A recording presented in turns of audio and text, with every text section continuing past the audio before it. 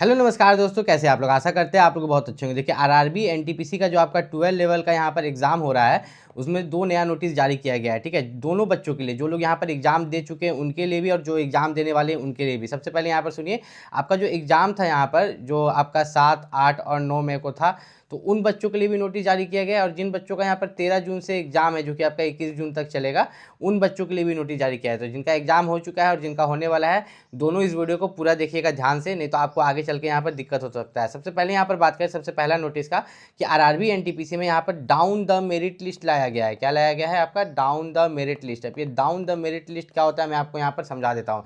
इसको आप यहाँ पर डाउन द मेरिट लिस्ट को वेटिंग लिस्ट भी बोलते हैं, जिससे आपको बहुत ज़्यादा बेनिफिट होने वाला है। ठीक है, आपके सिलेक्शन के चांसेस यहाँ पर बढ़ सकते हैं। जैसा कि आपको पता है कि अभी आप CBT 1 दे रहे हो। क्या दे रहे हो? CBT 1। इसमें आपका कटअप जाएगा 75 के आसपास 100 में से। ये आप जब पास कर जाओगे तो क्या एनटीपीसी का एग्जाम निकल जाएगा? नहीं, नहीं निकलेगा। उसके बाद आप कौन सा एग्जाम दोगे? CBT 2 दोगे। ठीक है, आरआरबी एनटीपीसी 12 लेवल का CBT 2 दोगे, जो कि आपका यहाँ पर जुलाई में होगा। कब होगा? जुलाई में। जुलाई से अगस्त के बीच में यहाँ पर CBT 2 भी आपका करा लिया जाएगा। ठीक है, आपका अगस्त मान के चलिए। ठीक है, आपका CBT 2 आरआरबी एनटीपीसी का अगर CBT 2 का मान के चले तो अगस्त मान के चलिए 100% हो जाएगा। तो इसी पर जो है आपका वेटिंग लिस्ट बनता है। ठीक है, अभी से आपको हिम्मत नहीं हारना है, इसलिए मैं आपको बता रहा हूँ कि वेटिंग लिस्ट जो बनता है वो जो आपका CBT 2 120 नंबर का होता है उसमें से बनता है। मान लीजिए 2 बच्चा है, एक बच्चे का नाम है राम, जो कि अभी के बच्चे यहाँ पर नाम रखते नहीं है। अभिषेक बहुत बच्चा का नाम होता है। मान लीजिए एक बच्चा का नाम है अभिषेक।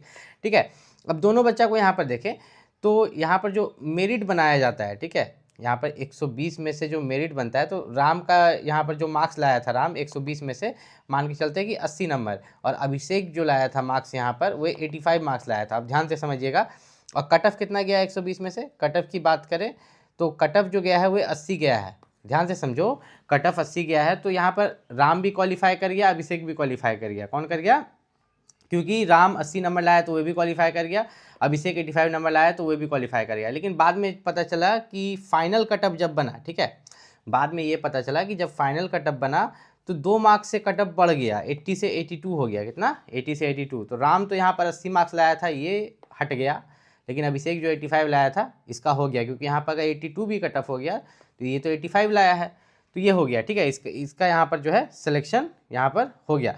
तो यहाँ पर ये जो मेरिट लिस्ट बढ़ा, ठीक है, ये जो मार्क्स बढ़ा, आप यहाँ पर समझो, तो ये फाइनल मेरिट में जो है मार्क्स को बढ़ा दिया जाता है। तो उसी तरीका से यहाँ पर अगर बात करें, जब आरआरबी एनटीपीसी का आप फॉर्म भरते हैं तो ये वेटिंग लिस्ट का प्रावधान लाया जाता है। अभी वेटिंग लिस्ट में क्या होता है, ध्यान से समझिएगा, कि जितना भी कटअप गया है, मान के चलिए कि 120 में से जो कटअप है वो गया है आपका 80 नंबर, और आप जो मार्क्स लाए हैं 78, जस्ट उसका उल्टा समझिएगा। अभी जो आपको समझाया ना वो फाइनल मेरिट लिस्ट हुआ, और जस्ट उल्टा वेटिंग लिस्ट, आपको समझने में आसानी होगा। मार्क्स जो आप लेके आए हैं वो है 78, तो आप 2 नंबर कम लेके आए हैं। ठीक है, 120 में से कटअप गया है 80 और आप 2 नंबर कम लेके आए हैं, तो आपको वेटिंग लिस्ट में रखा गया है। अब मान लीजिए कोई बच्चा नौकरी छोड़ के चला जाता है, 12 लेवल का नौकरी, उसका ग्रेजुएशन लेवल का भी निकल जाता है एनटीपीसी, तो ग्रेजुएशन लेवल वाला में वो चला जाता है। तो इस केस में क्या होगा ना, कि आप जो वेटिंग लिस्ट में है 1 नंबर 2 नंबर कटअप से कम है, तो आपको 1 साल तक वेटिंग लिस्ट में रखा जाएगा। हो सके 2 महीना में ही आपका क्लियरेंस कर दे, और आपको जो है आगे का प्रोसेस के लिए डॉक्यूमेंट वेरिफिकेशन के लिए बुला के आपको ज्वाइनिंग दे दिया जाएगा। और ऐसा होता है, हर बार होता है, और इस बार भी आपको देखने को मिलेगा। दूसरा, यहाँ पर आरआरबी एनटीपीसी में अगर नॉर्मलाइजेशन की बात करें, ठीक है, याद रखिएगा, अभी जो मैंने आपको बताया, सबसे पहला मैंने आपको बताया फाइनल मेरिट लिस्ट कैसे बनता है, उसमें कटअप बढ़ जाता है, कभी कभी होता है ये चीज़। दूसरा मैंने आपको बताया वेटिंग लिस्ट, कि आप कटअप से भी कम नंबर लाएं तो आपका सिलेक्शन कैसे होगा। ठीक है, और उसके बाद यहाँ पर अगर बात करें नॉर्मलाइजेशन को लेकर, तो नॉर्मलाइजेशन 2 तरीके से होता है। एक होता है आपका इजी और हार्ड सीट पर, दूसरे इस पर होता है कि आपने कितने नंबर क्वेश्चन सही किए और गलत किए। अब यहाँ पर मान के चलते हैं कि अगर आप यहाँ पर देखोगे कि 2 बच्चा है, एक बच्चे का नाम है राहुल और दूसरा का नाम यहाँ पर अभिषेक ले लेते हैं। ठीक है, जो अभिषेक हमने पहले लिया था वही अभिषेक ले लेते हैं। अब यहाँ पर हम नॉर्मलाइजेशन की बात कर रहे हैं। अभी हम CBT 1 की बात करेंगे, जो एग्ज़ाम आपने दिया है। ठीक है, जो एग्ज़ाम अभी आपने दिया है और देने वाले हैं 13 जून से, उसी CBT 1 की बात करें कि उसमें नॉर्मलाइजेशन कैसे होगा। मान लीजिए कि ये जो राहुल है, राहुल को 100 क्वेश्चन मिला CBT 1 में। अब 100 क्वेश्चन में से ये पूरा 100 क्वेश्चन बना दिया, ठीक, जिसमें से इसका 30 क्वेश्चन गलत हो गया। तो जब 30 क्वेश्चन गलत हुआ, सही कितना हुआ? सही हुआ 70 क्वेश्चन, तो इसको मिलना चाहिए 70 मार्क्स। कितना मिलना चाहिए? 70 मार्क्स। उसमें से इसका कुछ नेगेटिव भी कटेगा। 30 क्वेश्चन गलत अगर आप किए हो तो 1/3 नेगेटिव होता है, 3 क्वेश्चन गलत होता है तो 1 नंबर कटता है। तो इधर अगर आप देखिएगा तो हर 9 क्वेश्चन पर, ठीक है, इसका 3 मार्क्स कट रहा है। ठीक है, तो 3 3 6 3 9, लगभग आप मान के चलो कि 10 मार्क्स घटा देते, तो 70 में से तो 10 मार्क्स ऐसे भी चला गया, तो ये 60 मार्क्स पर आ गया। अब बात आता है नॉर्मलाइजेशन का, कि इसको नॉर्मलाइजेशन में जो है एक्स्ट्रा मार्क्स मिलता है, तो कितना मार्क्स मिलेगा।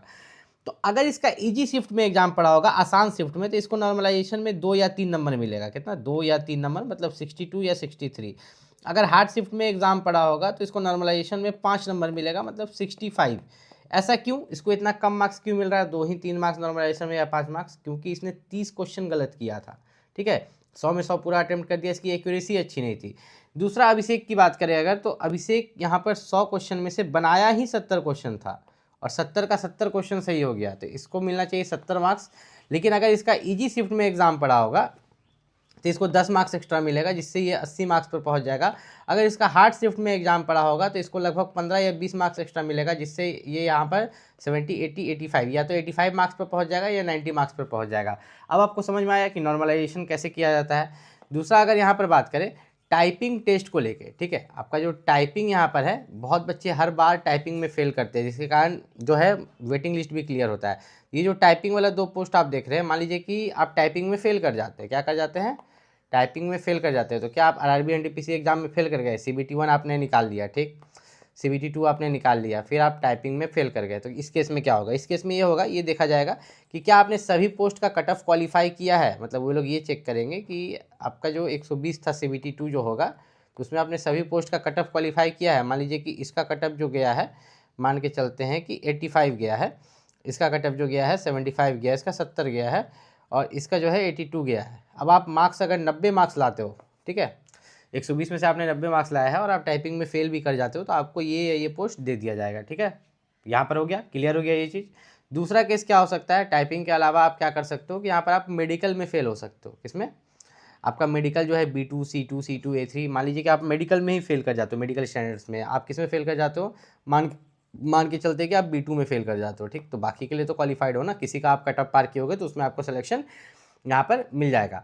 अब सबसे मेन चीज़ यहाँ पर आता है कि आप जो आरआरबी एनटीपीसी का एग्ज़ाम देने वाले हो, कितना तारीख से, 13 जून से, कब से, 13 जून से लेके लगभग आपका जो है 13 तारीख को होगा, 14 जून को होगा, और 16 से 21 जून तक लगातार चलेगा। तो आप ऐसा मान के चल सकते हो कि 13 से 21 जून तक आरआरबी एनटीपीसी का जो एग्ज़ाम चलने वाला है, उसका यहाँ पर एग्ज़ाम सिटी कब आएगा, एडमिट कार्ड कब आएगा। तो एग्ज़ाम सिटी की बात करें तो आपका जो एग्ज़ाम सिटी आपको देखने को मिलेगा, एग्ज़ाम सिटी आपको मिलेगा 3 जून को। कब मिलेगा, 3 जून को एग्ज़ाम सिटी मिलेगा, ठीक।